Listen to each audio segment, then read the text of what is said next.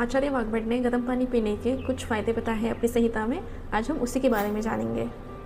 सबसे पहला फ़ायदा है दीपन। ये क्या करेगा कि जो जठराग्नि जो मान लो अगर हो जाती है, जिसकी वजह से अगर आपको भूख नहीं लगती या फिर खाना खाने का मन नहीं करता है, तो ये जठराग्नि को प्रज्वलित करने का काम करता है।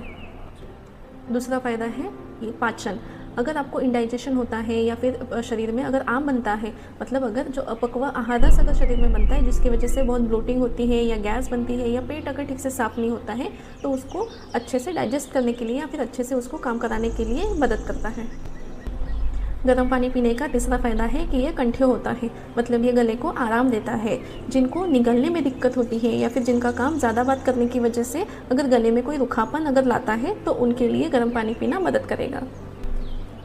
गर्म पानी लघु भी होता है, मतलब अगर जिनके शरीर में आम उत्पत्ति की वजह से गौरव महसूस होता है, यानी कि अगर शरीर भारी भारी सा लगता है, अगर थोड़ा भी खाना खाते हैं तो भी अगर पेट भर जाता है या फिर इंडाइजेशन की कंडीशन में भी ये गर्म पानी मदद करेगा।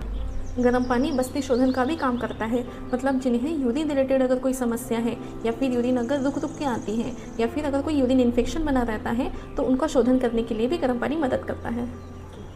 इसका अगला फ़ायदा है कि अगर आप कोई भी पंचकर्मा करते हैं या फिर